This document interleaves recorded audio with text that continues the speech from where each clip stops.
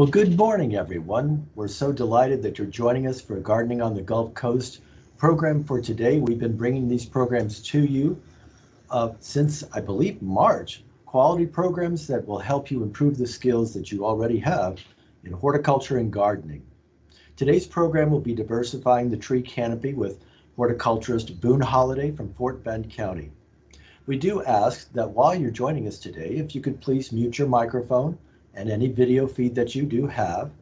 The video and microphone will chew up bandwidth and it may stall the program. So for a courtesy to your fellow registrants for this program, viewers, as well as to the presenter, we ask that you mute your microphone and your video. We will have upcoming programs. Next Wednesday, we'll be featuring Paul Winsky. He's the horticulturist with Harris County, and he'll be talking about Texas superstars.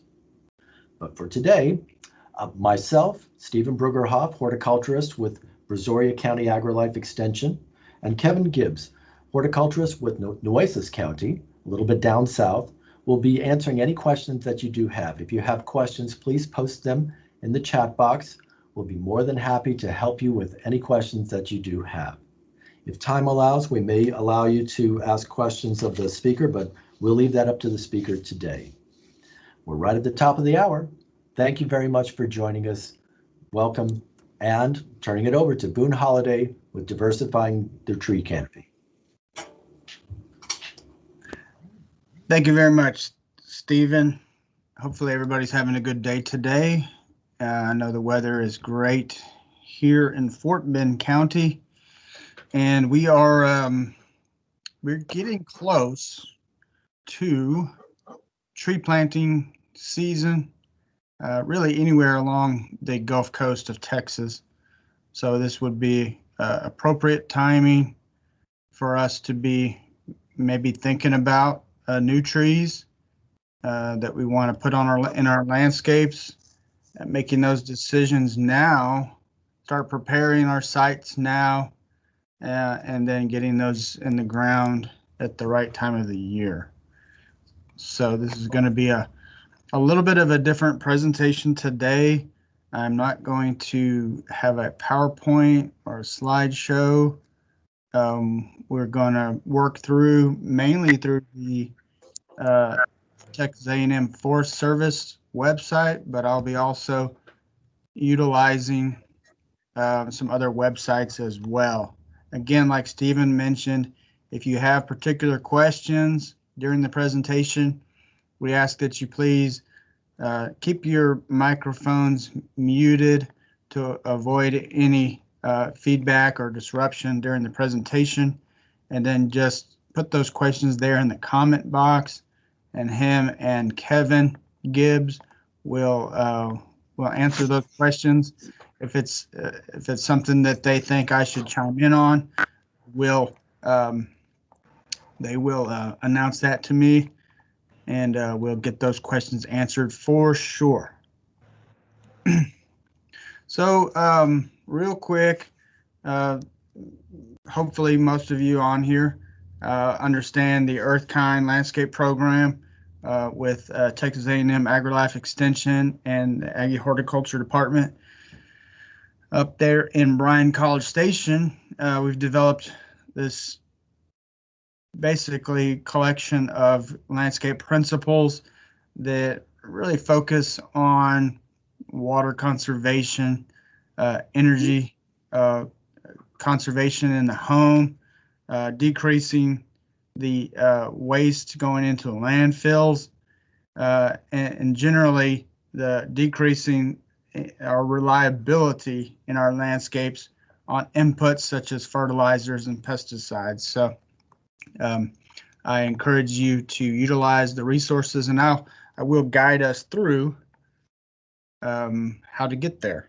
And that is actually going to be first up. So Stephen, if we're ready to get started, I'm ready to go. All right, sir, take it away. Okay, fantastic. I'm going to drop that out for a second, and we are going to go visit the World Wide Web. All right, first one up here is I'm going to do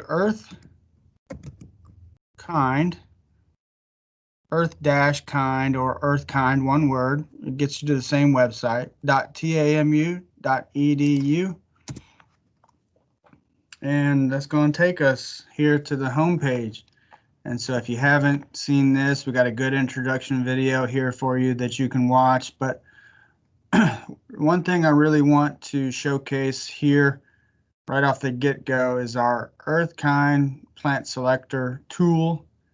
I'm sure many of you have utilized this tool in the past, but if you haven't, this is a great tool for any plant material. There are most of the nursery available trees for Texas are in the database here, but basically the one thing that I wanted to showcase on this slide is right here on this Texas. Texas is gigantic, right? You know, going from El Paso to Beaumont or Tex Line up here all the way down to Harlingen as a day trip in any direction.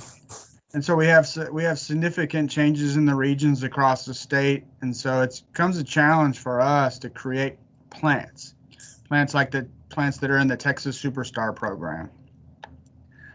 Those are organisms that we have to say has a pretty good chance that it's going to grow up here in Lubbock or Amarillo, but it's also going to grow down here in Brazoria.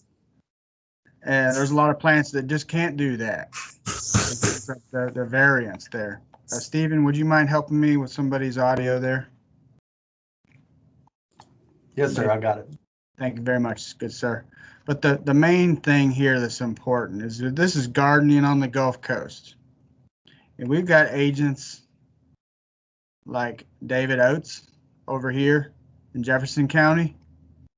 And we got agents down here in the lower coastal bend here, Kevin Gibbs and Ginger. And we're talking about gardening along this really multiple regions in the state. Okay, so this is my disclaimer, folks, is that I'm right here in Fort Bend County, somewhere right in here. Okay, right there. I'm in Fort Bend County.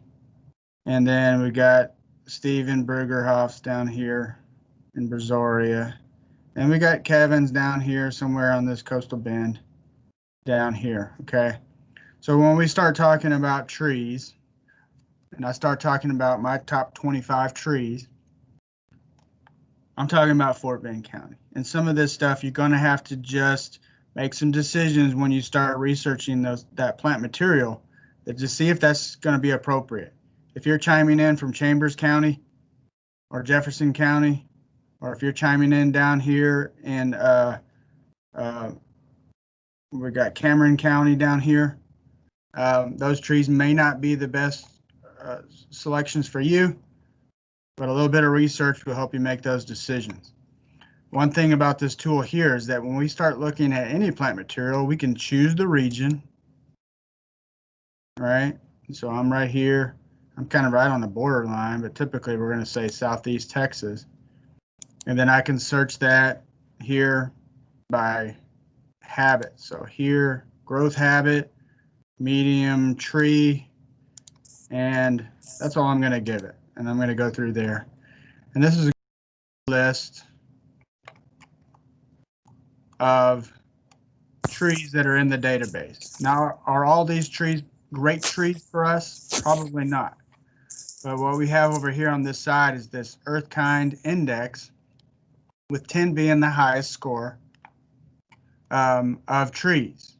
Now, each of these have certain issues with them. Okay, not every tree is perfect. And the top one at the list here, Calorie Pear.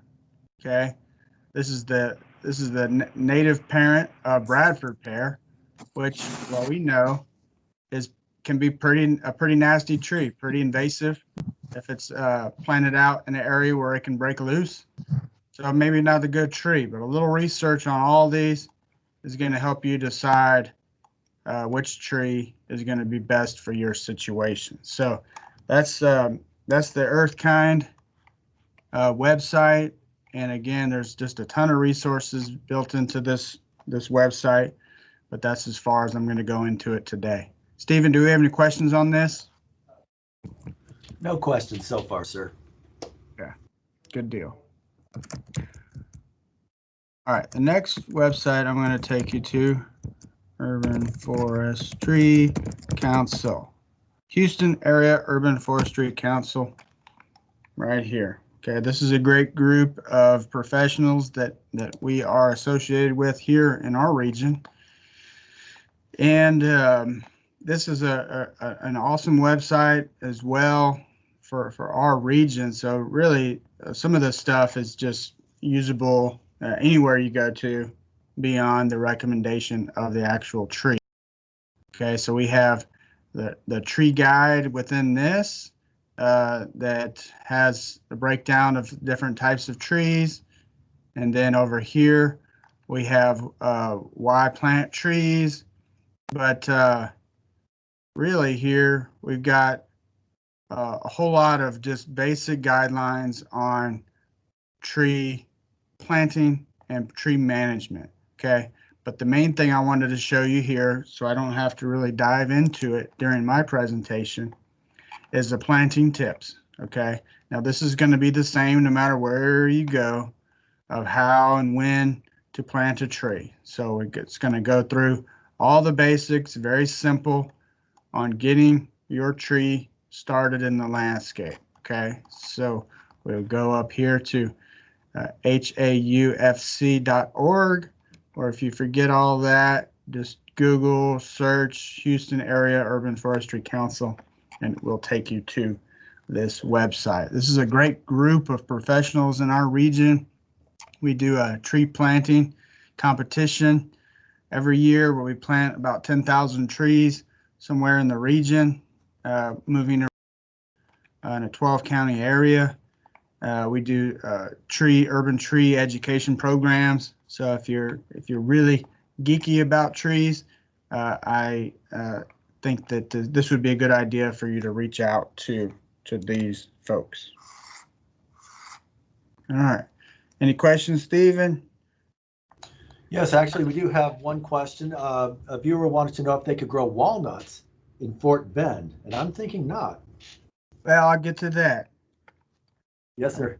Actually, that's going to take us right into my next little piece here. Okay, so I'm going to pull up what I mentioned here is I'm going to talk about what I've considered after a lengthy review and consultation with some of my tree buddies, what we think are the top 25 trees for Fort Bend County.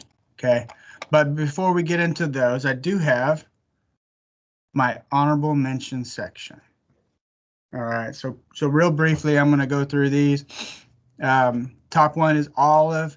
I've been growing a collection of 19 varieties of olives at my property here in Fulshire, and it's proven that this is maybe not the best area to grow olives for the fruit production, but it is a spectacular small tree with beautiful silver foliage. Western soapberry, good native tree, a good small canopy tree. If you like birds, blue jays, cardinals, etc., they love these berries and they just go crazy over them in the spring, early summer. Cottonwood, we can cuss cottonwood or bless it because it's a huge tree, produces a ton of shade in a necessary situation. But this is a gigantic tree, and in between the leaves and the cottony covering on the seeds, those are some downfalls of it, but nonetheless, a beautiful tree. A desert willow, if you have a site with good drainage and full sun, of a xeriscapic plant, but beautiful here in the right situation. If you have more of a foresty area and a good alluvial soil, moist soil, a beech is a great tree. It's got a really, really awesome leaf to it and a good shape for a medium-sized tree. Rusty blackhaw, this is a Viburnum species. Again, these three right here are going to be for, an area that's got good drainage where we're trying to create maybe a small forest setting. Parsley hawthorn, produces small fruit that, again, birds just go crazy for. Mexican Buckeye. Again, this is kind of a crossover. If we're in Central Texas, this is at the top of one of my plant lists. But as we get closer to the coast, this is a tree that, we get into poorly drained soils, heavy clay soils, may not be the best situation. Bumelia gum is a small tree, and again produces small fruit, black fruit that the wildlife really enjoy. Chisos Oak is a beautiful oak species, rare around here, as by the name Chisos. We're thinking far west Texas, but people have been growing that in our area and noting success with it.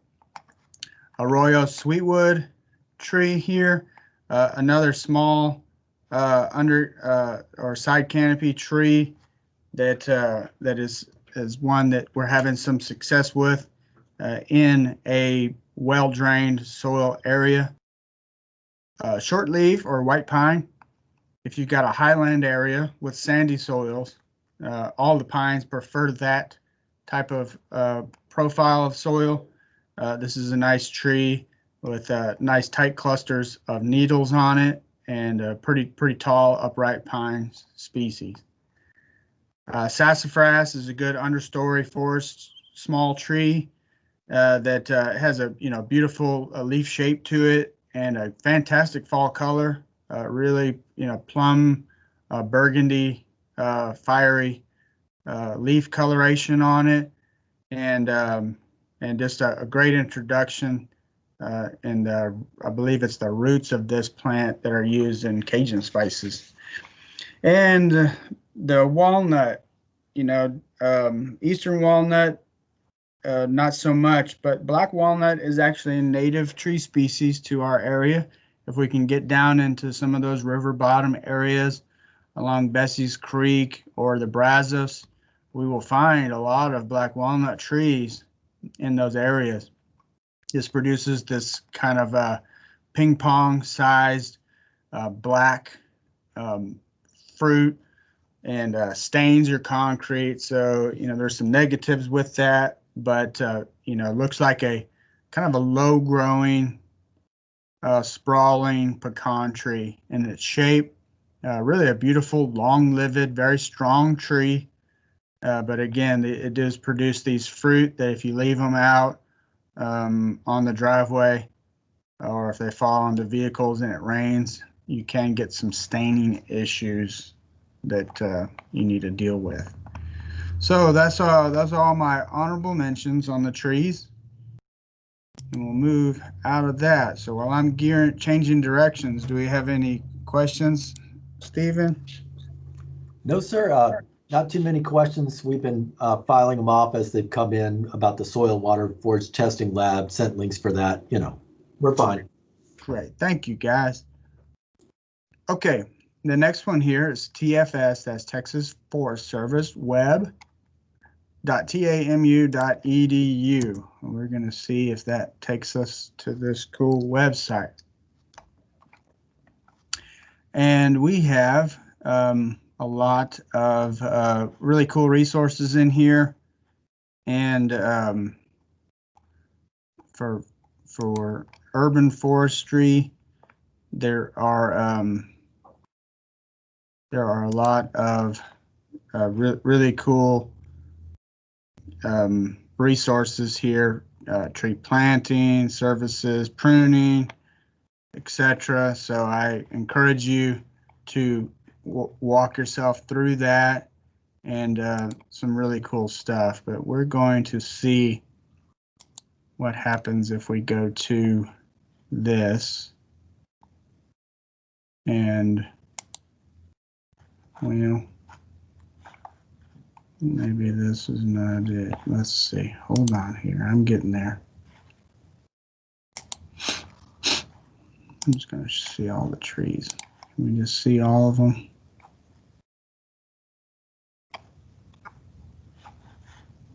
Where is this here? Maybe this isn't the site. Let me dig through it here. No, no. I need to find a.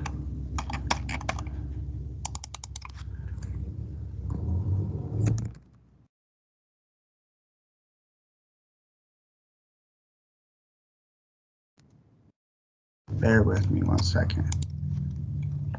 Okay, this is the thing I needed here. So I had to dig around for this, but if you just do Trees of Texas and then Texas A&M Forest Service will get you to this site. All right. So let's go to, this is pretty comprehensive.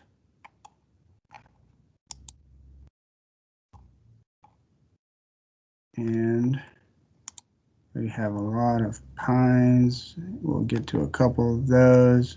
All right, number 25. Pay attention to these because when we get up to the top 5, we're going to have a little quiz to see if we've ruled out selections, and then maybe you can help guess what these top 5 trees that I have on my list are.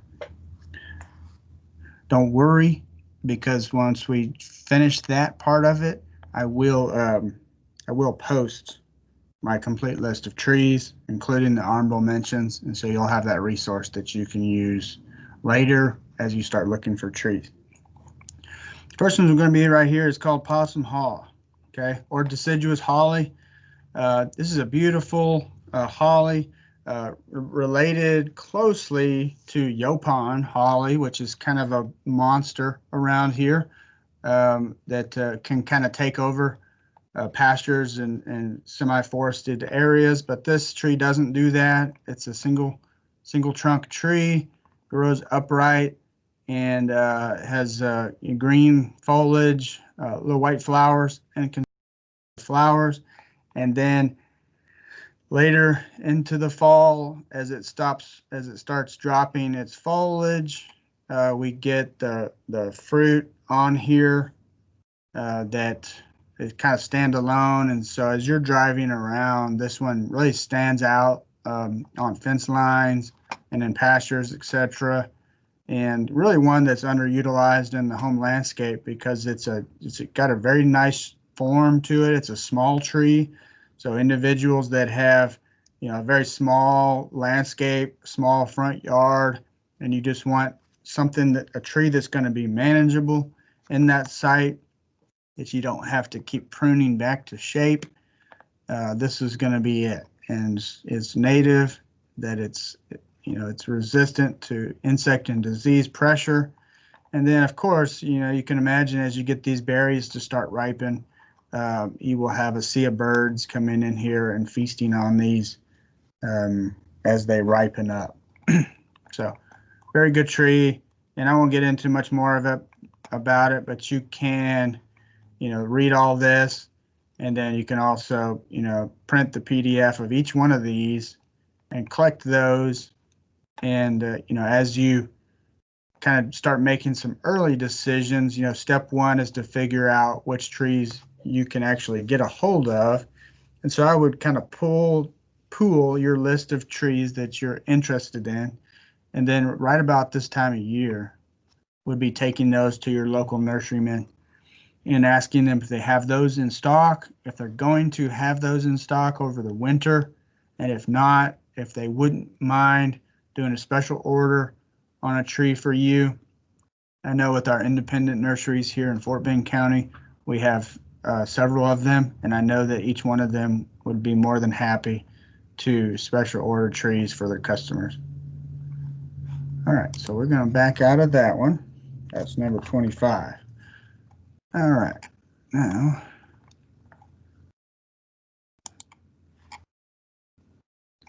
next one on my list is here, surprisingly.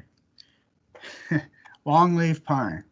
Okay, when the European settlers moved through Texas, as they crossed from Louisiana into Texas, really all the way from Mississippi, all the way across Louisiana, and about all the way to here, maybe even a little bit further going west, was was a lot of the area, the highlands were dominated by longleaf pine, and we just about took every single one of them out, and they ended up in lumber.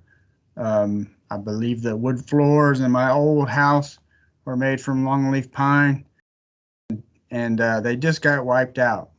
This is a specific tree. Again, I mentioned with pines is that these pines do prefer a highland soil, a sandy soil, where their taproot here will grow down to where the water is, and they don't like heavy clay soils, and they don't like saturated soils. So if you're in an area that's flat, that has poor drainage after rainfall, probably not the best tree. But if your soils do drain well, and you do have a sand or sandy loam profile, this is a beautiful tree. And I've been growing some of them, testing them out here for about 5 or 6 years, and they're very fast growing. They just grow up and up and up and up, and then they'll start shaping out as they get older. This will be our largest, tallest tree of our list at 125 feet at maximum height, but just very long needles here. These are the trees that have the gigantic pine cones on them. Just a really good tree for the right spot. You got to have room for it. All right, that's 24. All right, let's go to oaks. All right, next one on my list right here is called the lacy oak or blue oak. And this is one that we're starting to see more in the nurseries. This is a Texas superstar tree. And it's called the blue oak because this picture doesn't really do it well, but the leaf is kind of a silvery bluish color, very attractive compared to like the post oak, which would be the more closely related to the leaf shape here. But a good small statured oak tree, 40 feet tall, which is not gigantic. Good shape to it, and just that beautiful silvery blue leaf color is what gets it on my list of trees here at number 23. Again, this is one that you may have to ask your nurseryman if they can get a hold of it, but I do know that it is becoming more readily available in the tree circuit, so you'll probably be able to find it. All right. Boone, I have a question that I think really should be addressed now. Yeah. One person asked, are there any problems with pine beetles here? Well, yeah, the southern pine bark beetle is nothing new. It's not like this is an invasive pest that came from Asia or something. Basically, there's Ips beetles, southern pine bark beetles that basically prey on stressed trees. So what we're seeing with any of the pine species, and particularly in forested areas with loblolly pine, is these are trees that have been stressed by years of inconsistent weather. We've had some bad droughts. They've sat in flooding water. We've had some storms that may have damaged the root systems. And as the trees become stressed and slow growing, that's just Mother Nature. And so what we're seeing with that type of damage is really more environmental and not a direct limitation of the tree itself, if that makes sense. So as long as the trees are healthy and growing in the right condition, then you shouldn't have any problem with beetle damage. What I've noticed in the trees that I've seen on the longleaf pines or even loblolly pines, that if they're vigorous and healthy, no problems whatsoever. But in a stressed situation where there's some environmental limitations, they can succumb to pest pressure.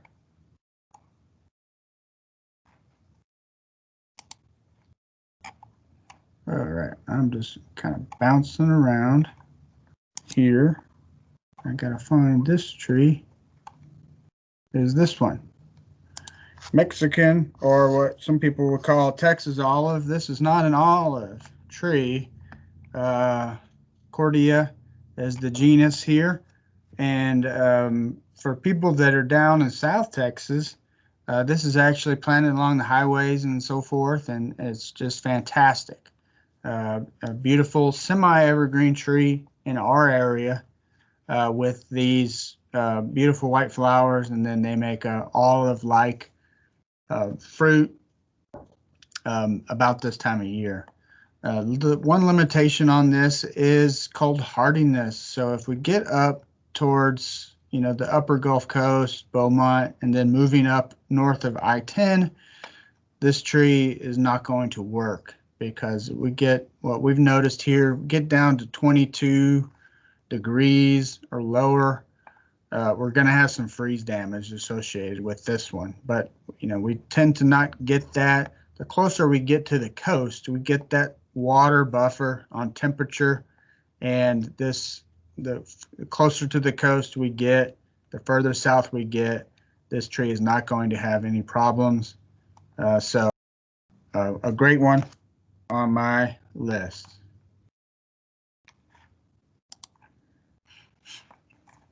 All right, here we go again. And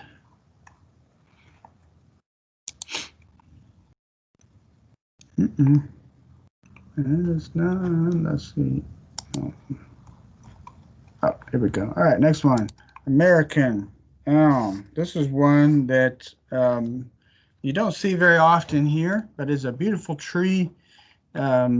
You've got this really cardboardy looking leaf with these deep serrated margins on it. These little winged akene seeds here. And the wood is very hard wood. It's kind of a slow growing tree, so it's got some real good strength to the tree and can get quite large at maturity at 90 feet tall. And we get this nice kind of golden yellow fall color out of it. A great tree for us that's underutilized. The one problem that I've seen with it is that it does get lace bug. Usually midsummer, late summer, they can succumb to a lace bug infestations, which makes the leaves look kind of rusty. But that's really nothing to worry about on the tree because at some point, it's deciduous, so it's going to lose its foliage and then flush back out again in the spring. But again, good large native shade tree for us that's underutilized in the landscape. And that was 21. We're moving up to 20.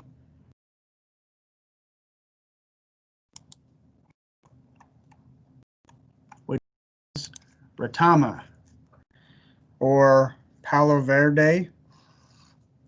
And this is a legume tree that produces little bean pods here on it. As a kid, I always enjoyed grabbing these, and they rattle in their little seed pods, and you can throw them around at each other. But these beautiful white flowers, very fragrant.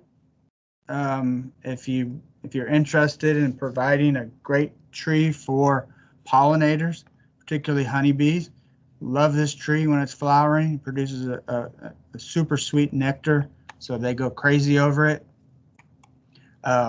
It does have, as the name suggests here, Jerusalem thorn. It does have some thorniness to the branches and the twigs on it to watch out for. But beyond that, a great tree, give you kind of a coastal, semi-tropical look to the landscape.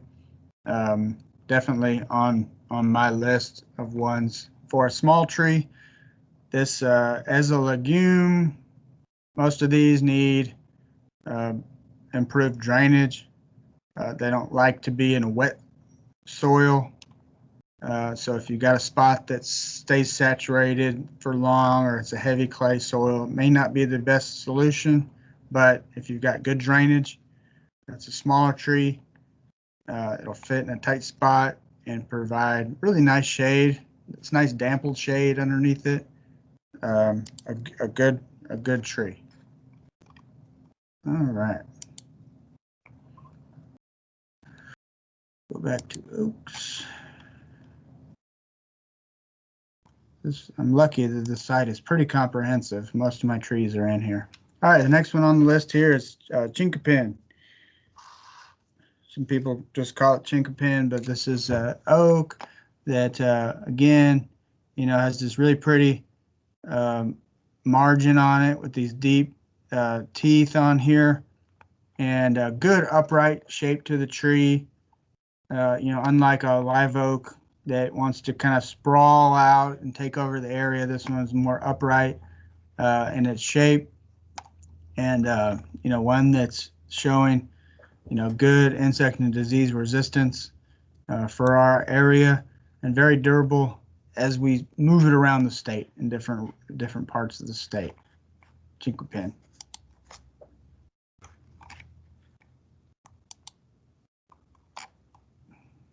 All right, let's see where we're at here. Okay, next one. Very underutilized here is Bodark. I live on Bodark Lane, so I'm going to just brag about this tree. This is an old tree, and you find it from here all the way up to Canada. Grows usually around watersheds, etc. This is used to be, they call it hedge apple, because they used to just take pieces of it and stick it in the ground and turn it into fence rows or hedges or corrals, etc. Osage orange, Bodark. It goes by a ton of different names, but a beautiful tree. Again, you see the yellow fall color. The trees are just in that color right now, and it produces these big, brainy looking fruit. If you buy a Bodark from a nursery, it's a female, so this does have a male and female tree. If you want these big Bodark apples here, and people actually purchase these, put them in their closets and pantries, etc. And it's supposed to have a pest-resistant activity to it to keep roaches and small varmint and stuff out of the house. I don't have any science to support that, but I know that people do utilize it for it. But it's a really cool tree.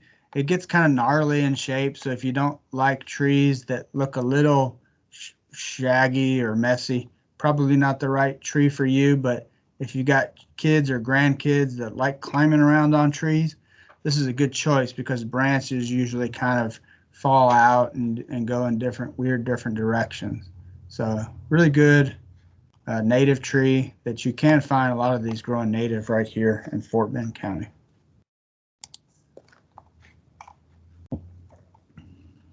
All right. And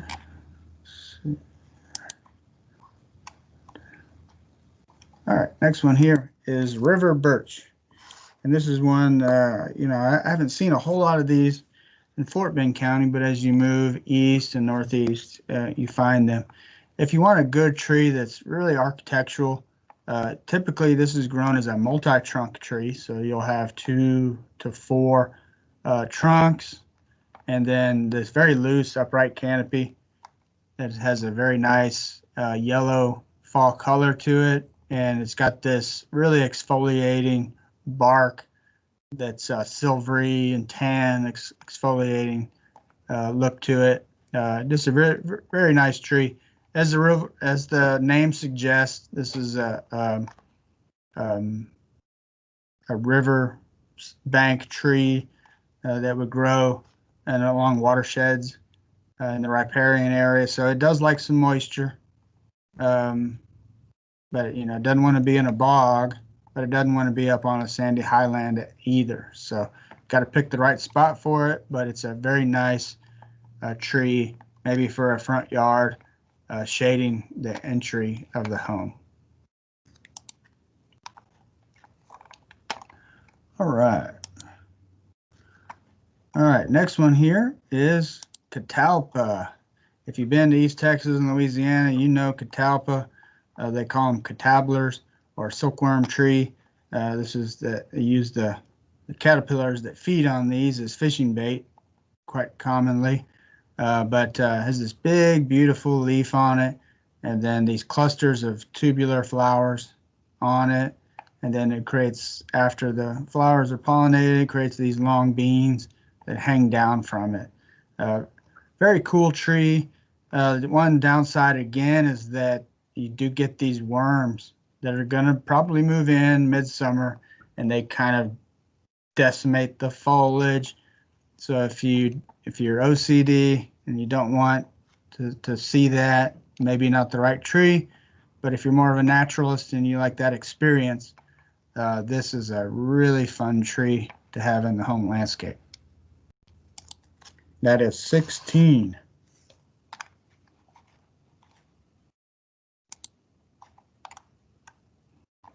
Okay, next one is black tupelo or black gum.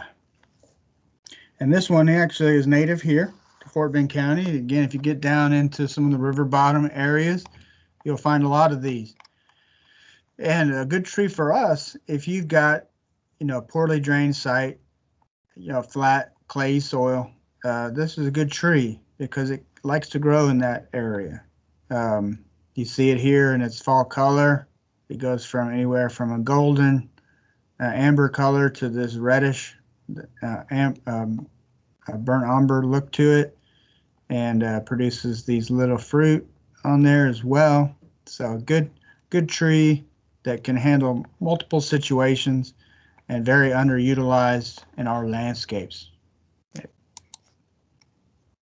That's number 15. All right.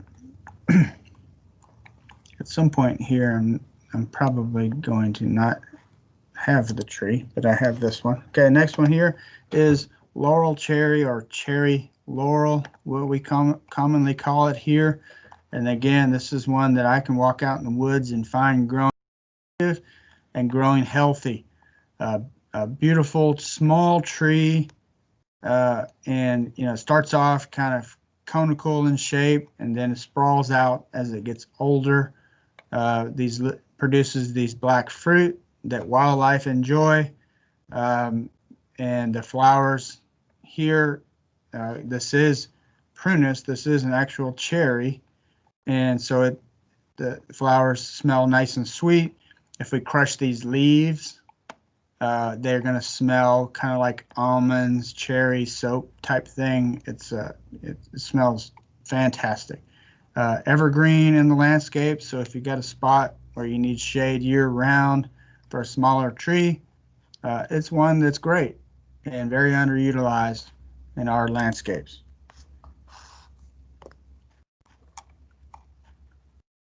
All right. And next one is, again, if I'm in Livingston, I'm seeing a lot of these. But sweet gum is a good tree for our area. You just don't see that many of them.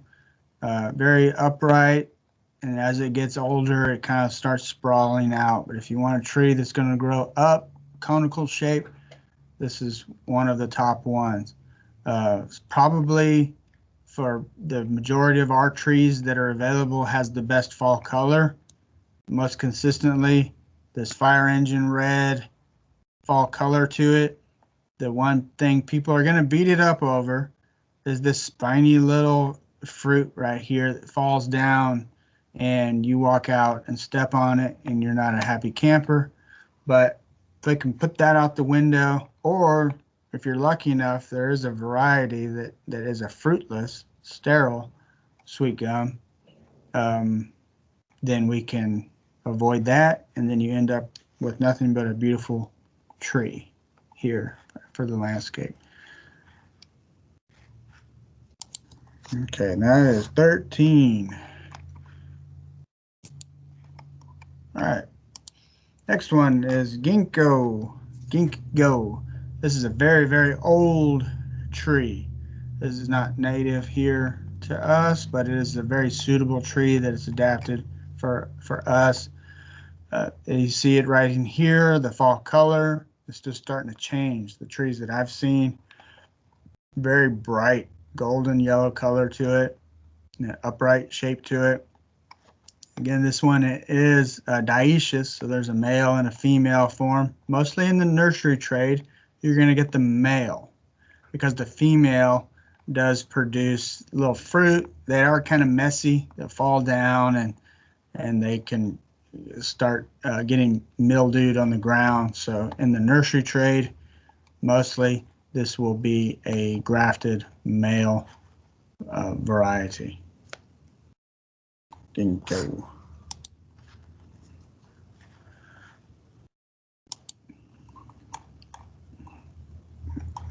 Okay. Huh? No. A lot of pines. Unfortunately, I'm not going to be talking about a whole lot of pines, but I'm going to talk about this one. Next on the list, number 11, Mexican Plum. You see right here is enough. I don't really have to talk about it. We call it a harbinger for us in spring. It's one of the first trees that goes into flower, and the whole thing is just solid white. And you'll break your neck driving down the highway, seeing them along the fence lines and out in the woods.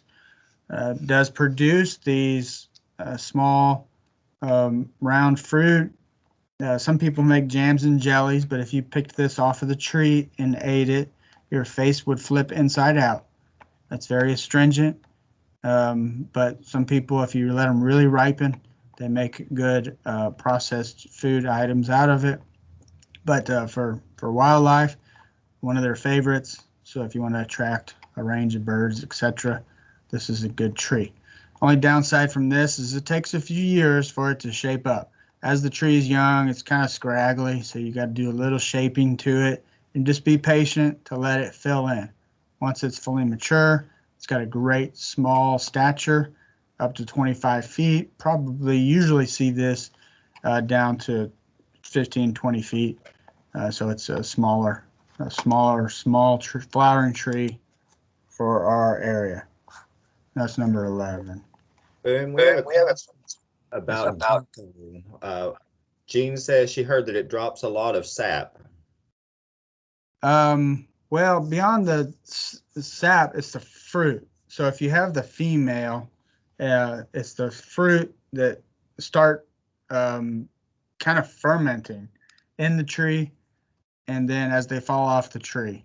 As far as sap would go, that would be from wood-boring insects, whether they're wasps or beetles, that would damage those trees. But again, that's due to environmental stress, not really a direct impact from the tree itself. But if you end up with the female, you're going to have some sap in these fruit as they're fermenting on the tree, kind of causing a bit of a mess. So, none of these are perfect. They all have their slight limitations to them, but it's a really cool tree. And if you did some research on the tree, I think you'd be impressed because it's a kind of a living fossil of a tree. It's more closely related to magnolias and conifers than it is to angiosperms, which are most of our common plants today. All right, pines. Go back again. All right, so other pine on my list here is just our common old loblolly pine. This is the pine that you'll see growing native, but mostly from here, heading to Beaumont into Louisiana. It is the dominant native species here. They're upright. If you've got the space, it's a very good tree. Again, it needs a highland soil, sand or sandy loam with good drainage, where its taproot can go down into the ground. You mentioned earlier about beetles. This is it's a durable tree, but just like any other plant that's in our palette, if it's stressed, it can become impacted and go downhill. But if it's growing in the right spot and if it's healthy, it's going to be a fantastic upright trunk tree That's very majestic. One of my favorite trees from childhood. All right, let's see here. I'm gonna keep rolling. Try to roll quick here. We can get through all these. I'm getting close. No. Okay. All right here. Shumard red oak. Okay, we've got southern red oak. We've got a Nuttall red oak, and we got Shumardii here. For me, this is going to be our best red oak option. If you're looking for different textures, you know, the red oaks are the ones that have this, you know, very pointed, deeply lobed and serrated margin leaf to it, and it's going to create this beautiful red fall color. We also get early in the season, as the leaves just start coming out of dormancy, it's reddish until they open up completely here. So we get a little red in the spring, and then we get this fiery red fall color, so that we don't have to go to New England or Colorado to see some fall color on trees. It's a great option for us to build into the landscape. And while we're on the fall color, we're gonna go, maybe.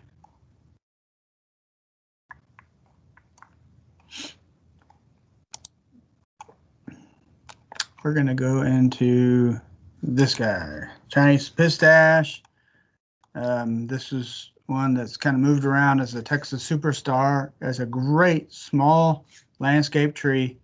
You know, if you need one tree in your front yard that's going to cover the yard and give you some cool impacts, I think this is the tree. The color on this is, you can almost imagine it's orangey, reddish, just glowing color to it, and you know, pecan looking leaf to it. But well, one thing we're finding with it is that it does have the capabilities of becoming invasive. But if you're in a community and, you know, a suburban neighborhood and everything is managed, that's not an issue. If you did plant this kind of out in a forest or wildlife area, we may be thinking about this thing starting to bounce around on us and getting out of our hands. But for us in the suburban setting, this is a fantastic tree if we want some fall color in the landscape.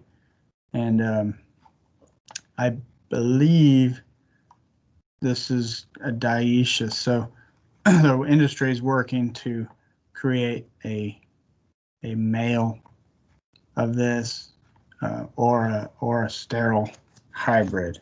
So we'll look forward to getting that cleaned up moving forward. But the limitation now is that it may become a little aggressive of moving around. All right, getting closer. All right, next one is lacebark elm. Now this is a cool tree, 40 foot. It starts to branch out. It's got a nice open shape to it. Again, these really pretty leaves here with these, it's kind of a papery leaf surface, these serrated edges. But the main thing here is that this exfoliating bark, on certain times of the year, it's going to be, you know, red and tan and brown all mixed together.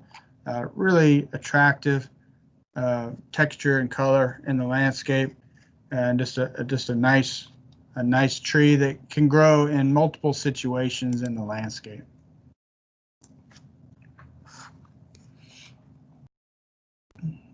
All right.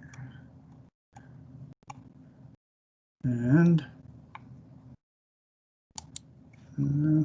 okay, and this one, and really the Drummond here, Acer rubrum, but this Drummond Red Maple is the one that I would like to focus on. And not a whole lot of maple options for us here. that are real consistent, but the Drummond Red Maple is one that we do like. If we want this fiery red fall color. Again, the new growth when it starts coming out in spring is kind of pinkish red, and it has these pink winged king seeds that are pink and reddish early in the year that are very pretty. Turns green through the summer, and then we get this awesome fall show out of it. A very cool tree for us, and one that's readily available in the nursery trade for us. All right, I'm gonna stop here real quick. I've got the top 5. This is when I'm going to see if anybody has guesses for our top 3 trees. Stephen may be gone. Kevin? Yes, sir. Let's see if anybody has any guesses on the top 5 trees left. All right. Do you want them to put them in the chat? Sure. Okay. So if you have guesses about what his top 3 trees are, go ahead and submit them in the chat right now, and I'll relay them to him. Yeah, I got 5. There's 5 left on here. So I was going to do top 3, but I'm going to leave it open and do these top 5 real quick. Let's see if we have. So far, we have the guess of magnolia. Okay. Sycamore, lemon, cedar, crepe myrtle,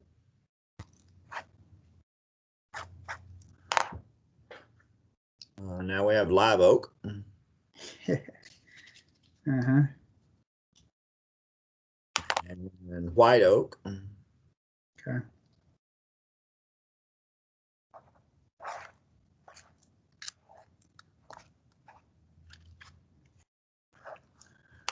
All right. Seems to be the end of it. Okay, cool. So we'll stop with those. Well, let me go through these, the ones that aren't in there. And white oak. White oak, if you are further up in northeast Texas, that's a good tree. But for us here, our inconsistencies of moisture are going to kill this tree in the landscape. So for those reasons, this doesn't tend to stay around long for us. And it's a big tree, so it can become a hazard if they start declining in the landscape around houses and structures. Live oak, hands down, it's an easy tree for us, easiest tree, and that's why it's planted everywhere. But it's not anywhere in my list because I don't want people to plant any more of them. We've got too many, and if we end up with a problem with live oak, as far as disease or specific pests, we're going to be in big trouble here because we're going to lose about 90% of our tree canopy. Cedar or red cedar, juniper, virginiana, a good tree, but when we get into those, we can have some problems with some disease and some pests. The bagworms love them, and they can be a problem that we have to do some spraying on. And I don't want to recommend something that we have to spray on. Out in the woods, tends to grow well, but if we notice they're not very long-lived, they kind of phase out. But if you're in a forest, it doesn't matter because new trees are popping up. But if you're in a home landscape, probably something that you don't want. Southern magnolia, I don't tend to recommend. I've seen some beautiful ones in Beaumont, but here again, soils and moisture are going to be limitations on those trees living a good, long, healthy life. Now there are the deciduous magnolias or the saucer magnolias, which I didn't mention on the list, but probably deserves a place in there somewhere. And these are the tulip or the saucer magnolias that flower either pink or purplish in the spring. Those are good trees, but not on the list. Lemon or other fruit trees, any citrus, etc. I haven't covered in this. I would kind of silo those into orchard trees or fruit trees, but citrus does have a place for us in the landscape. The one tree that did end up in here is going to be a sycamore. So whoever guessed on the sycamore, you win a chicken dinner. So with that, we're going to go back. We're going to go back in here real quick, and we're going to look at number 5, and it's going to be, let's see, pond.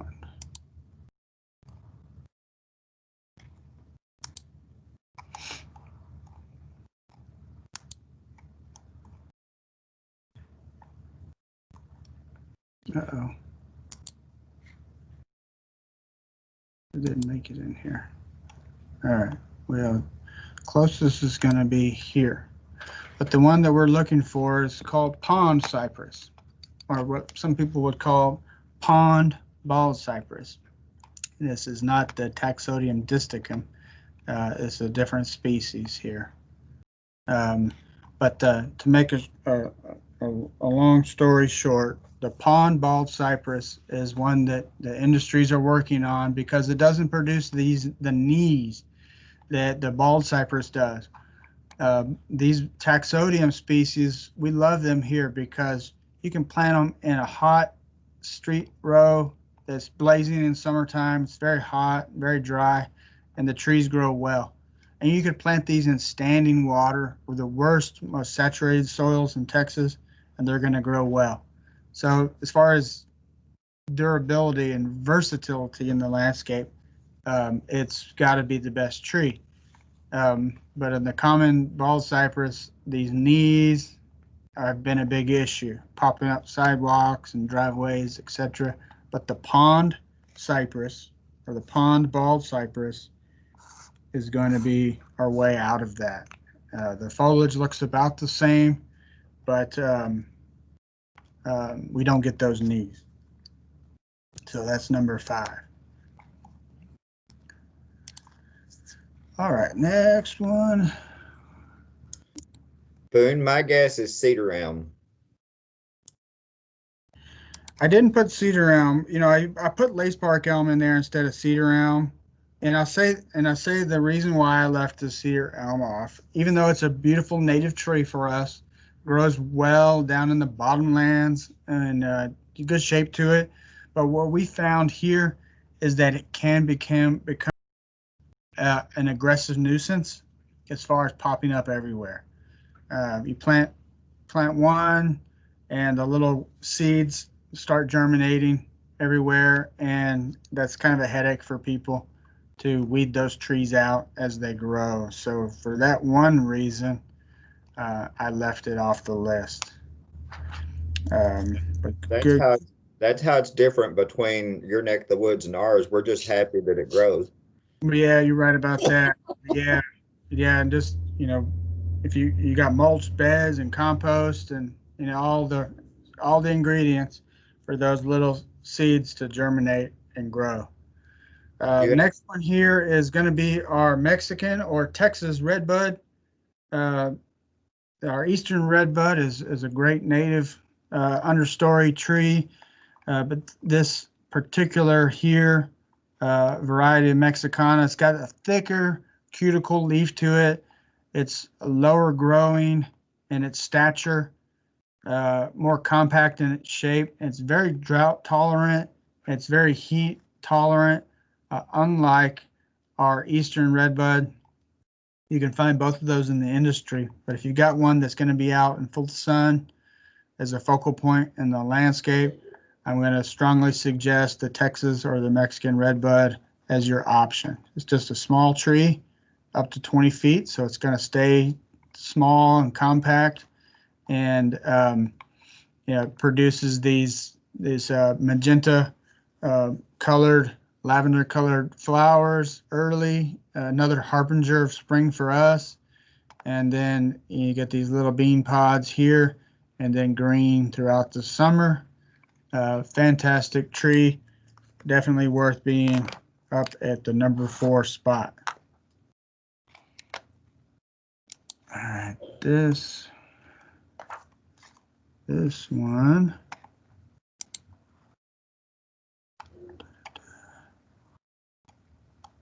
Yeah, this is funny because it's not. Boone, you have a question about growing a blood good Japanese maple and how much light does it require? Very good question here. This is one. This next one here.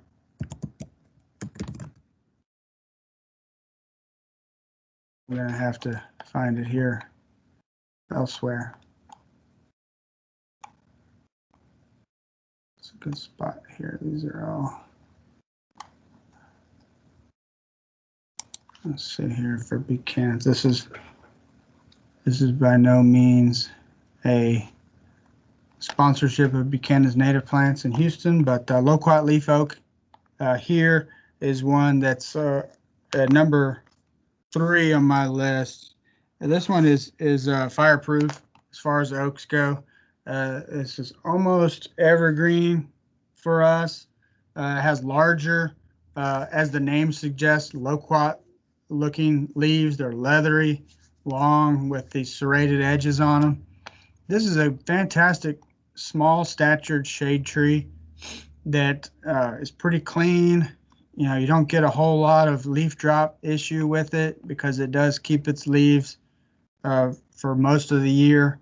No pest issues, no disease issues, slow growing, and one that I found, you know, if I'm looking at an oak that I want in a spot that's going to be there forever, this is the one that I'm choosing here. And it's one that's obviously a little rarer in the nursery trade. It's not on the Forestry service list there, but one that more and more the tree farms are putting this in production because people want it. So a great tree. Now going back to your question on Japanese maples, there are a ton of different Japanese maples, and I know there are some varieties that are being touted to grow well for us, including Bloodgood and several others. But as far as consistency and a good quality tree, I have not seen them in our neck of the woods because they're fussy. If I was up in Nacogdoches or if I was up in Monroe, Louisiana, I would be growing all the Japanese maples because they're beautiful trees. But the problem as we get further south and further west is our roller coasters of environmental conditions. We get really hot, we get really wet, and everything in between, back and forth year after year. And those trees do not appreciate it. And what we end up getting are stressed trees. And when we get stressed maple trees, we get a range of borers that want to infect those stressed trees, and then we end up with a pile of firewood. So for that reason, it's not on my list. If that answers the question, Kev. Now I'm gonna run through, trying to get through these last two real quick. Is this one right here and a relative, fringe tree. This Virginicus here is our native white fringe tree. This one's good enough for me, but if you want to go even further, there's a Chinese fringe tree. The Chinese fringe tree, and the reason I would recommend the Chinese over this is that it's a smaller, it's more compact, low statured tree. If we want to get away from going to Crepe Myrtle, if you got a spot where a Crepe Myrtle would go, as far as size, I'm putting one of these in there instead. Okay, because I think we're going to see some issues with Crepe Myrtles here in the next couple of years. We've got the Crepe Myrtle bark scale that's working its way down this direction. And if you don't like spraying a whole lot of pesticides on your trees, you're going to want to get rid of your Crepe Myrtles, I think. We're not there yet, but it's moving this direction. And we haven't found any other really way to get rid of this pest without using systemic insecticides regularly. So if we're starting to think about something to plant instead of a Crepe Myrtle, this goes right in its spot. It has these beautiful solid white fringy flowers early spring, and it's followed by these purplish, reddish, blackish little clusters of fruit that the birds enjoy. A little small amount of fall color before it goes dormant, but our main show on this is by far the white flowers on it. So Chinese French tree, or the American, which is sometimes called this Grancy graybeard. If you go to Northeast Texas, that's what they're going to be calling this tree. All right, so that leads us to number 1. Kevin, what is it? Texas red oak. I don't know. Well, it's a process of elimination. We've got American sycamore on the list, but we don't have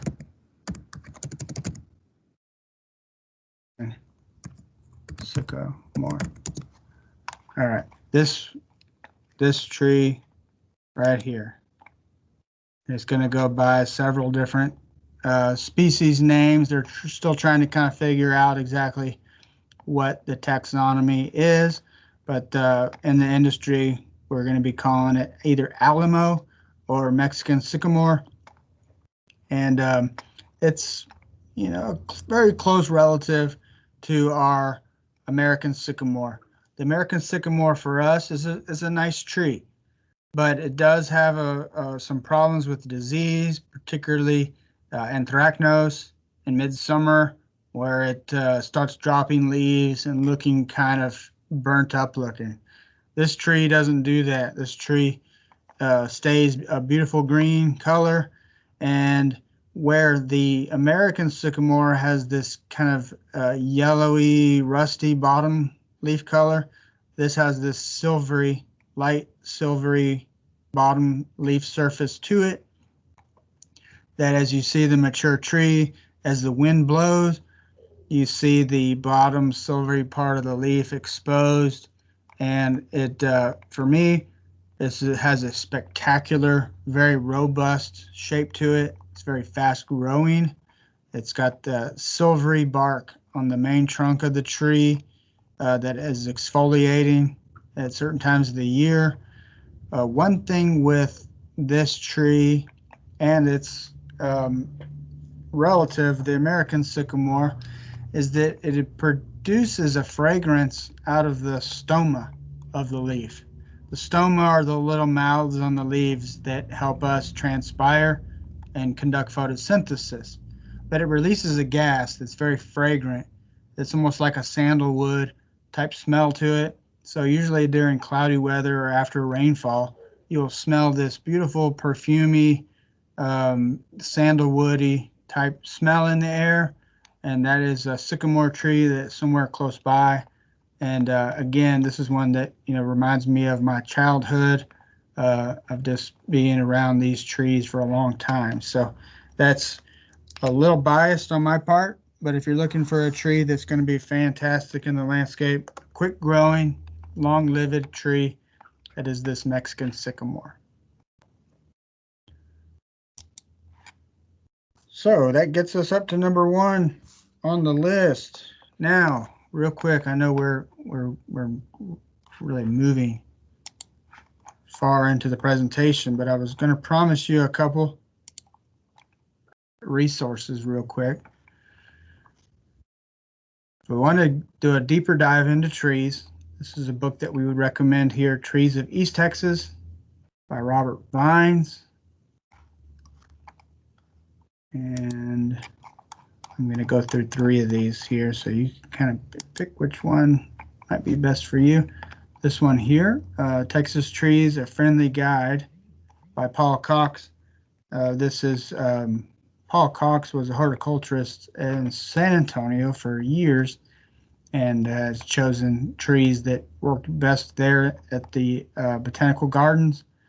But a really good tree that is still very relevant to us in choosing some trees. And Sorry, here I'm going crazy. And this one here, a field guide to Texas trees by Benny Simpson. Was in the A&M horticulture program for years, and this is kind of a standard for arborists when we're identifying trees in the wild, but also to choose trees that would be suitable for our areas. Now, real quick, my disclaimer on this presentation is that these are diverse trees to get away from some standards, and I'll talk about a couple of those. The Crepe Myrtle. Crepe Myrtles have been a huge go-to for us in Texas. They still are, but we're kind of thinking that we need to start looking at some other trees to replace them with if we end up with some problems here in the future. So for that reason, it's not on the list, but it's still a pretty good tree for us and a recommendation. The live oak, again, that's our go-to tree. Right now, no problems with live oaks. It's a great growing tree. They're cheap, they're readily available. But that's all I see when I'm driving around. It's live oak and live oak and live oak. Okay, so there's lots of other trees that we can plant, and so we want to just stay away from that. I mentioned the Calorie Pear or Bradford pear. This was kind of a go-to tree in the landscape industry, and we found it was supposed to be sterile, but somehow Mother Nature's going to do its thing, and it's gotten out, and it's kind of reverted back to the Calorie Pear. It's got big thorns on it, and it become a pretty aggressive weed in some areas, and so we need to walk away from that tree in the landscape. What else on here is a common tree that is okay for us, but it's looking at, we've got so many options on trees. But just stay away from those basic things and look at something that's going to be more specific for you and provide a little bit of diversity and hopefully a little story to your landscape. So Kev, that's all I have. I'm going to try to see if I can add this. I'm going to stop sharing my screen.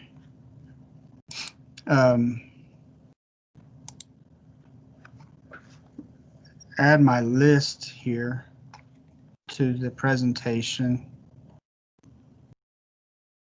Do you know how to do that? Or I thought there was a files thing up here. Yes, you go to our Teams thing and add, I believe.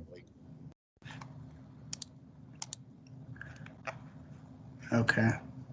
Well, I might have to jump off and jump back in because I don't see the option on here. Okay. So the only other questions that we had that you had asked was about the best times to plant trees in our area. We're getting close. So these are all hardy trees. These aren't tropical trees like a citrus or something that we got to be careful about cold weather. These are all species that winter is really our best time, and trying to have that completed by the end of February, and that's to give these trees the most gentle season, with the most consistent soil moisture, to be able to get through the stressful transplant period and to get rooted in before spring. It starts the roller coaster of temperature change and wind and dryness and sunlight, that if the tree is not rooted in by then it's going to have some challenges getting established. So for that reason, now we're still a little early, because as we can see with our weather right now, we can have a cold front and we're down in the 50s, and then 2 days later it's 95 again. So we have to get past that period. I'd say probably the 1st of November is going to be the starting gate. And then we're going to want to wrap up that by the middle of February, and then stop from there. I mean, as you can see with landscapers, they try planting stuff year round, but it's just not something that we're going to recommend as far as a sound practice. The best time to do these trees that I mentioned is going to be in the winter months. Other questions? Nope, that's all the questions in the chat. If you have any more questions, feel free to add them. Otherwise, we're just about to wrap up. Thank you for joining us today.